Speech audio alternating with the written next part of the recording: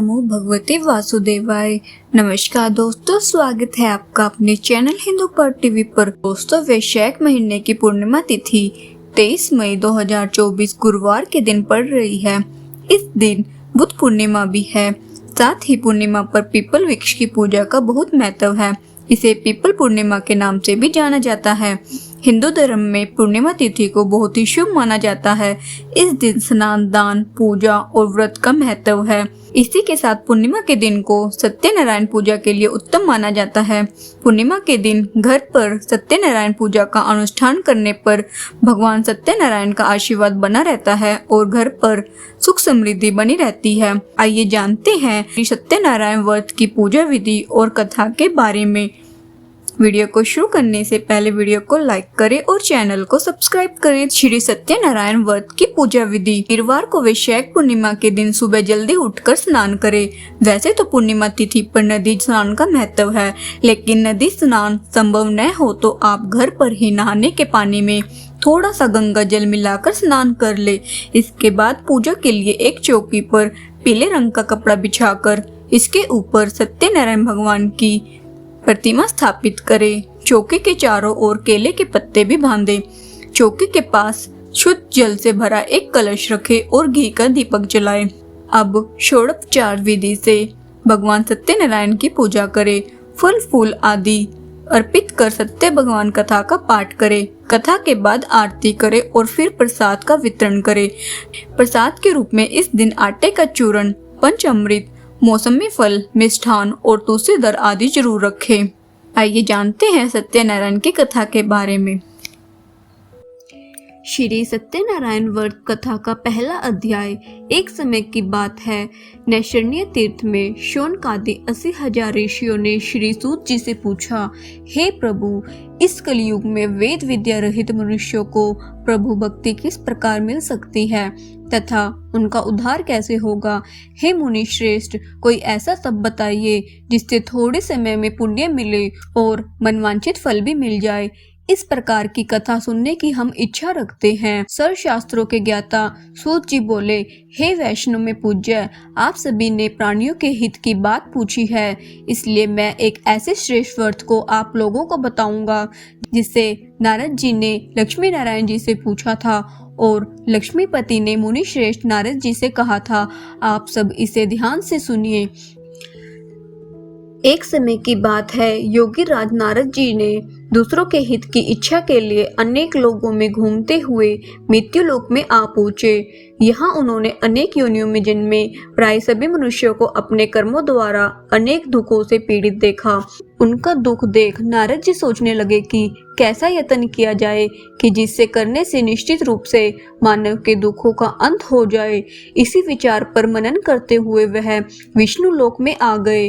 वहां वह देवों के ईश भगवान नारायण की स्तुति करने लगे, जिनके हाथ में शंख, चक्र, गदा और पद्म थे, गले में वरमाला पहने हुए थे। स्तुति करते हुए नारद जी बोले, हे भगवान, आप अत्यंत शक्ति से संपन्न हैं। मन तथा वाणी भी आपको नहीं पा सकती है। आपका आदि, मध्य तथा अंत नहीं है। निर्गुण स्वरूप सृष्टि के कारण भक्तों के दुखों को दूर करने वाले आपको मेरा नमस्कार है। नारद जी की स्तुति सुन विष्णु भगवान बोले, हे मुनि श्रेष्ठ, आपके मन में क्या बात है? आप किस काम के लिए पधारे हैं, उसे निसंकोच कहो। इस पर नारद मुनि जी बोले, मृत्युलोक में अनेक योनियों में जन्मे मनुष्य अपने कर्मों के द्वारा अनेक दुखों से दुखी हो रहे हैं। हे नाथ, आप मुझ पर दया रखते हैं तो बताइए कि वो मनुष्य थोड़े प्रयास से ही अपने दुखों से कैसे छुटकारा पा सकते हैं। श्री हरि बोले, हे नारद, मनुष्यों की भलाई के लिए तुमने बहुत ही अच्छी बात पूछी है, जिसके करने से मनुष्य मोह से छूट जाता है। वह बात मैं कहता हूँ, उसे सुनो। स्वर्ग लोक व मृत्यु लोक दोनों में एक दुर्लभ उत्तम व्रत है जो पुण्य देने वाला है। आज प्रेमवश होकर मैं उसे तुमसे कहता हूँ। श्री नारायण भगवान का यह व्रत अच्छी तरह विधान पूर्वक करके मनुष्य तुरंत ही यहाँ सुख भोग कर मरने पर मोक्ष पाता है। श्री हरि के वचन सुनकर नारद जी बोले, उस व्रत का क्या फल है और उसका विधान क्या है? यह व्रत किसने किया था? इस व्रत को किस दिन करना चाहिए? सब कुछ विस्तार से बताए। नारद जी की बात सुनकर श्री हरि बोले, दुख व शोक को दूर करने वाला यह व्रत सभी स्थानों पर विजय दिलाने वाला है। मानव को भक्ति व श्रद्धा के साथ शाम को श्री सत्यनारायण की पूजा धर्मपरायण होकर ब्राह्मणों व बंधुओं के साथ करनी चाहिए। भक्ति भाव से नैवेद्य, केले का फल, घी, दूध और गेहूं का आटा स्वाया ले। गेहूं के स्थान पर साठी का आटा, शक्कर तथा गुड़ लेकर वह सभी भक्षण योग्य पदार्थों को मिलाकर भगवान का भोग लगाए।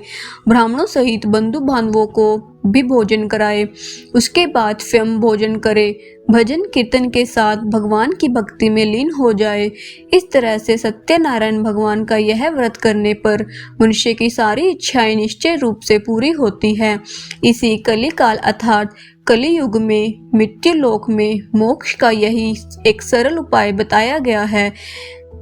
इति श्री सत्यनारायण व्रत कथा का प्रथम अध्याय संपूर्ण। श्रीमन नारायण नारायण नारायण, भजमन नारायण नारायण नारायण। श्री सत्यनारायण भगवान की जय। श्री सत्यनारायण कथा द्वितीय अध्याय। सूत जी बोले, हे ऋषियों, जिसने पहले समय में इस व्रत को किया था उसका इतिहास कहता हूँ, ध्यान से सुनो। सुंदर काशीपुरी नगरी में एक अत्यंत निर्धन ब्राह्मण रहता था।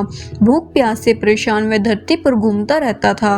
ब्राह्मणों से प्रेम करने वाले भगवान ने एक दिन ब्राह्मण का वेश धारण कर उसके पास जाकर पूछा, हे विप्र, नित्य दुखी होकर तुम पृथ्वी पर क्यों घूमते रहते हो? दीन ब्राह्मण बोला, मैं निर्धन ब्राह्मण हूँ, भिक्षा के लिए धरती पर घूमता हूँ। हे भगवान, यदि आप इसका कोई उपाय जानते हो तो बताइए। वृद्ध ब्राह्मण कहता है कि सत्यनारायण भगवान मनवांछित फल देने वाले हैं, इसलिए तुम उनका पूजन करो। इसका करने से मनुष्य सभी दुखों से मुक्त हो जाता है। वृद्ध ब्राह्मण बनकर आए सत्यनारायण भगवान उस निर्धन ब्राह्मण को व्रत का सारा विधान बताकर अंतर्ध्यान हो गए। ब्राह्मण मन ही मन सोचने लगा कि जिस व्रत को वृद्ध ब्राह्मण करने को कह गया मैं उसे जरूर करूंगा। यह निश्चय करने के बाद उसे रात में नींद नहीं आई। वह सवेरे उठकर सत्यनारायण भगवान के व्रत का निश्चय कर भिक्षा के लिए चला गया। उस दिन निर्धन ब्राह्मण को भिक्षा में बहुत धन मिला, इससे उसने बंधु बांधवों के साथ मिलकर श्री सत्यनारायण भगवान का व्रत संपन्न किया। भगवान सत्यनारायण का व्रत संपन्न करने के बाद वह निर्धन ब्राह्मण सभी दुखों से छूट गया और अनेक प्रकार की संपत्तियों से युक्त हो गया।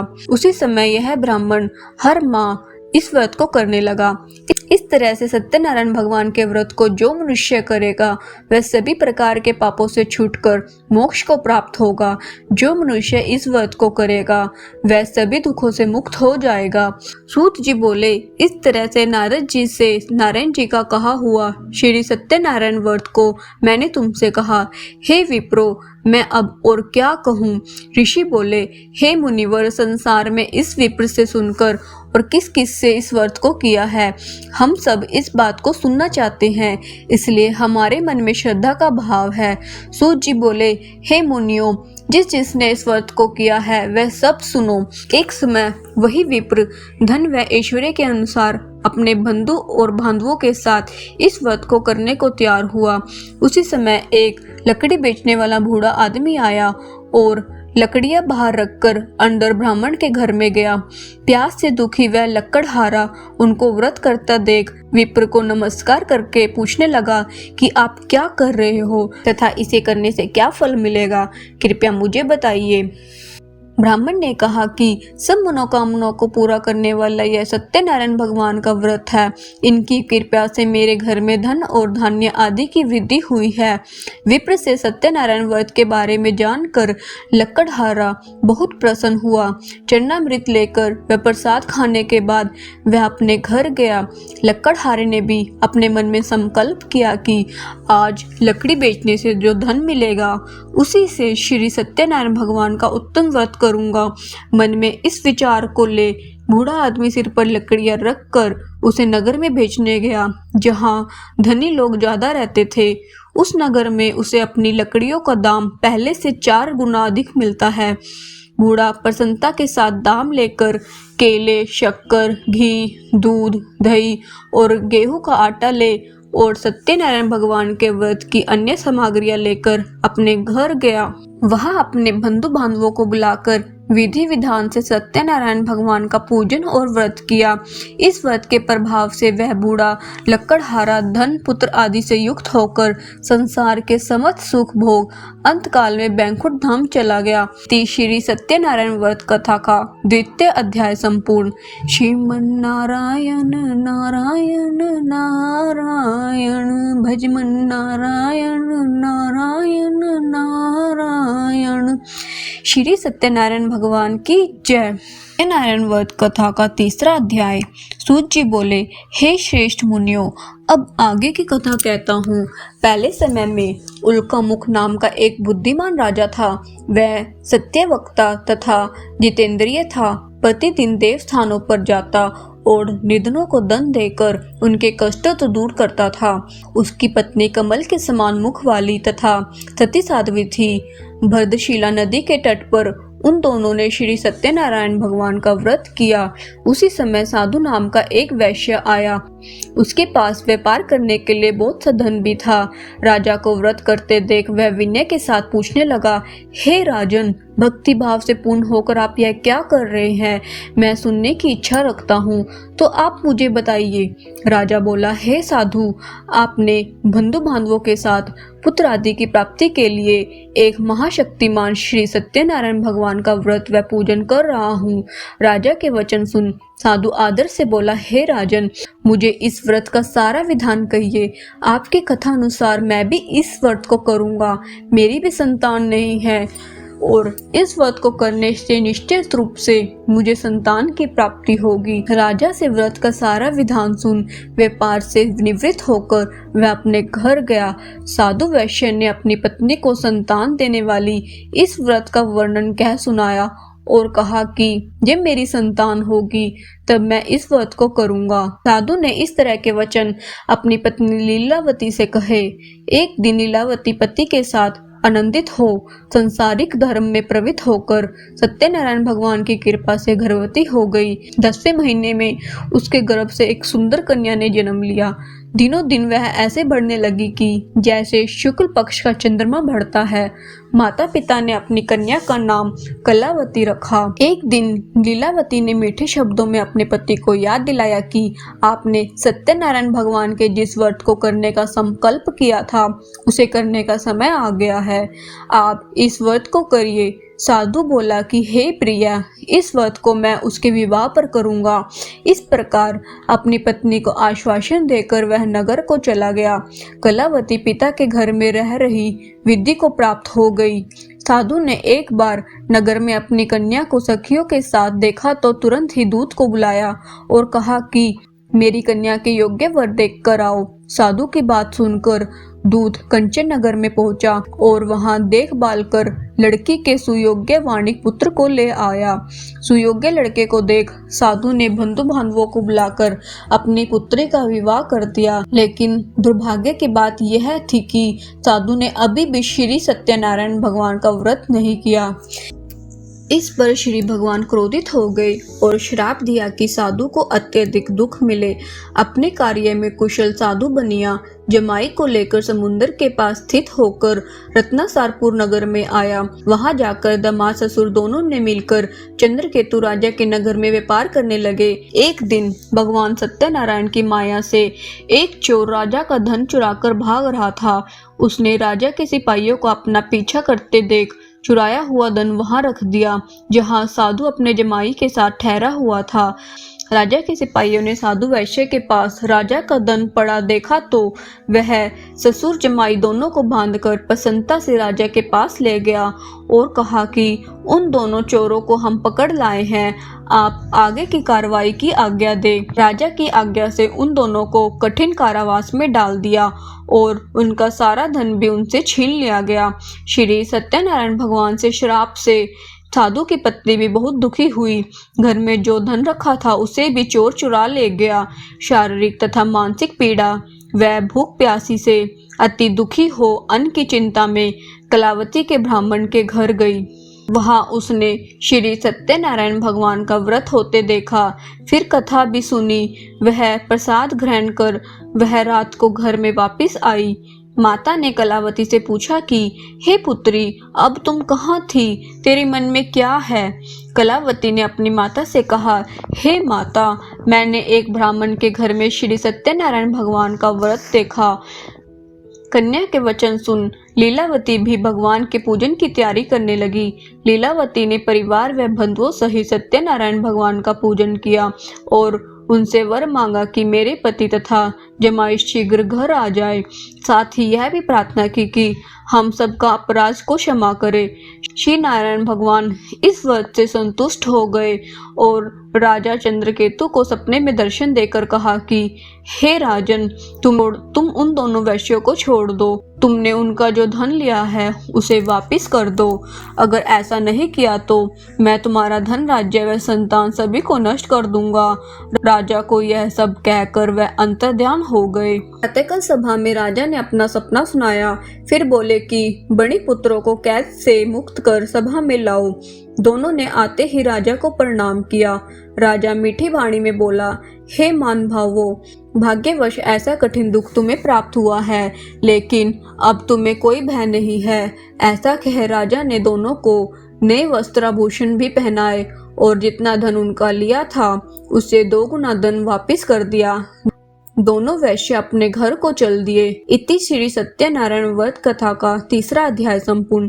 श्रीमन नारायण नारायण नारायण, भजमन नारायण नारायण नारायण। श्री सत्यनारायण भगवान की जय। श्री सत्यनारायण व्रत कथा का 4था अध्याय। सूत जी बोले, वैश्य ने मंगलाचार कर अपनी यात्रा आरंभ की और अपने नगर की ओर चल दिए। उनकी थोड़ी दूर जाने पर एक दंडी वेशधारी श्री सत्यनारायण ने उनसे पूछा, हे साधु, तेरी नाव में क्या है? अभिवाणी वणिक हंसता हुआ बोला, हे दंडी, आप क्यों पूछते हो? क्या धन लेने की इच्छा है? मेरी नाव में तो बेल व पत्ते भरे हुए हैं। वैश्य के कठोर वचन सुन भगवान बोले, तुम्हारा वचन सत्य हो। दंडी ऐसा वचन कह वहां से दूर चले गए।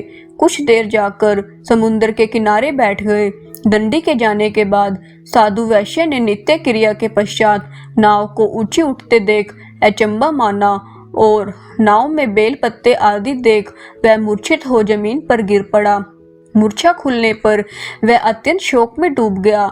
तब उसका दामाद बोला कि आप शोक ना मनाए, यह दंडी का शाप है, इसलिए हमें उनकी शरण में जाना चाहिए, तभी हमारी मनोकामना पूरी होगी। दामाद की बात सुनकर वह दंडी के पास पहुंचा और अत्यंत भक्ति भाव नमस्कार करके बोला, मैंने आपसे जो असत्य वचन कहे थे उनके लिए मुझे क्षमा दे। ऐसे कहकर महान शोकातुर होकर रोने लगा। तब दंडी भगवान बोले, हे वणिक पुत्र, मेरी आज्ञा से बार बार तुम्हें दुख प्राप्त हुआ है, तू मेरी पूजा से विमुख हुआ। साधु बोला, हे भगवान, आपकी माया से ब्रह्मा आदि देवता भी आपके रूप को नहीं जानते, तब मैं अज्ञानी कैसे जान सकता हूँ? आप प्रसन्न होइए, अब मैं सामर्थ्य के अनुसार आपकी पूजा करूँगा। मेरी रक्षा करो और पहले के समान नौका में धन भर दो। साधु वैश्य के भक्ति पूर्वक वचन सुनकर भगवान प्रसन्न हो गए और उसकी इच्छा अनुसार वरदान देकर अंतर्ध्यान हो गए। ससुर जमाई जब नाव पर आए तो नाव धन से भरी हुई थी। फिर वही अपने अन्य साथियों के साथ सत्यनारायण भगवान का पूजन कर अपने नगर को चल दिए। जब नगर के नजदीक पहुंचे तो दूत को घर पर खबर करने के लिए भेज दिया। दूत साधु की पत्नी को प्रणाम करते हुए कहता है कि मालिक अपने दामाद सहित नगर के निकट आ गए हैं। दूत की बात सुन साधु की पत्नी लीलावती ने बड़े हर्ष के साथ सत्यनारायण भगवान का पूजन कर अपनी पुत्री कलावती से कहा, मैं अपने पति के दर्शन को जाती हूँ, तू कार्य पूर्ण कर शीघ्र घर आ जा। माता के ऐसे वचन सुन कलावती जल्दी में प्रसाद छोड़ अपने पति के पास चली गई। प्रसाद की अवज्ञा के कारण श्री सत्यनारायण भगवान रुष्ट हो गए और नाव सहित उसके पति को पानी में डुबो दिया। कलावती अपनी पति को वहां ना पाकर रोती हुई जमीन पर गिर गई। नौका को डूबा हुआ देख वह कन्या को रोता देख साधु दुखी होकर बोला कि हे प्रभु, मुझसे तथा मेरे परिवार से जो भूल हुई है उसे क्षमा करे। साधु के दीन वचन सुनकर श्री सत्यनारायण भगवान प्रसन्न हो गए और आकाशवाणी हुई, हे साधु, तेरी कन्या मेरा प्रसाद को छोड़कर आई है, इसलिए उसका पति अदृश्य हो गया। यदि वह घर जाकर प्रसाद खाकर लौटती है तो इसे इसका पति अवश्य मिलेगा। ऐसा आकाशवाणी सुन कलावती घर पहुंचकर प्रसाद खाती है और फिर आकर अपने पति के दर्शन करती है। उसके बाद साधु अपने बंधु बांधवों सहित श्री सत्यनारायण भगवान का विधि विधान से पूजन करता है। इस लोक का सुख भोग वह अंत में स्वर्ग जाता है। इति श्री सत्यनारायण वध कथा का चौथा अध्याय संपूर्ण। श्रीमन्नारायण नारायण नारायण भजमन नारायण नारायण नारायण। श्री सत्यनारायण भगवान की जय। श्री सत्यनारायण कथा का 5वां अध्याय। सूत जी बोले, हे ऋषियों, मैं और भी एक कथा सुनाता हूँ, उसे भी ध्यान पूर्वक सुनो। प्रजा पालन में लीन तुंगध्वज नाम का एक राजा था। उसने भी भगवान का प्रसाद त्याग कर बहुत ही दुख सहन किया। एक बार वन में जाकर वन्य पशुओं को मारकर वह बड़ के पेट के नीचे आया। वहां उसने ग्वालों की भक्ति भाव से अपने बंधुओं सहित सत्यनारायण भगवान का पूजन करते देखा। अभिमानवश राजा ने उन्हें देखकर भी पूजा स्थान में नहीं गया और ना ही उसने भगवान को नमस्कार किया। ग्वालों ने राजा को प्रसाद दिया, लेकिन उसने वह प्रसाद नहीं खाया और प्रसाद को वही छोड़कर अपने नगर को चला गया। जब वह नगर में पहुंचा तो सब कुछ तहस नहस पाया तो वह शीघ्र ही समझ गया कि यह सब भगवान ने ही किया है। वह दोबारा ग्वालों के पास पहुंचा और विधि पूर्वक पूजा कर प्रसाद खाया तो श्री सत्यनारायण भगवान की कृपा से सब कुछ पहले जैसा हो गया। दीर्घ काल तक सुख भोगने के बाद मरणोपरांत उसे सर्वलोक की प्राप्ति हुई। जो मनुष्य परम दुर्लभ इस व्रत को करेगा तो भगवान सत्यनारायण की अनुकंपा उसे धन धान्य की प्राप्ति होगी। निर्धन धनी हो जाता है और भय मुक्त हो जीवन जीता है। संतानहीन मनुष्य को संतान का सुख मिलता है और सारे मनोरथ पूर्ण होने पर मानव अंत काल में बैकुंठ धाम को जाता है। सूत जी बोले, जिन्होंने पहले इस व्रत को किया है, अब उनके दूसरे जन्म की कथा कहता हूँ। वित्तशतानंद ब्राह्मण ने सुदामा का जन्म लेकर मोक्ष की प्राप्ति की। लक्कड़हारे ने अगले जन्म में निषाद बनकर मोक्ष प्राप्त किया। उल्का मुख नाम का राजा दर्शित होकर बैकुंठ हो गए। साधु नाम के वैश्य ने मोरध्वज बनकर अपने पुत्र को आरे से चीरकर मोक्ष पाया। महाराज तुंगध्वज ने स्वयंभू होकर भगवान में भक्ति युक्त हो कर्म कर मोक्ष पाया। इति श्री सत्यनारायण वध कथा का 5वां अध्याय संपूर्ण। श्रीमन्नारायण नारायण नारायण भजमन नारायण नारायण नारायण। श्री सत्यनारायण भगवान की जय।